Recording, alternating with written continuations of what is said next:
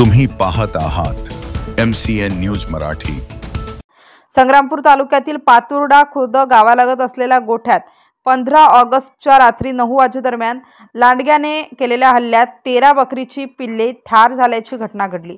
पातुर्डा खुर्द येथील शेतकरी पुत्र रवी शालिग्राम येणकर व गोपाल शालिग्राम येणकर या दोघा भावंडांनी शेतीला जोडधंदा शेळीपालनाचा व्यवसाय सुरू केला आहे।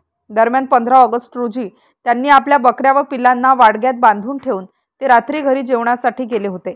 मात्र अर्ध्या तासाच्या कालावधीत वाडग्यात 2 लांडग्यांनी शिरून बकरीच्या पिल्लांवर हल्ला केला।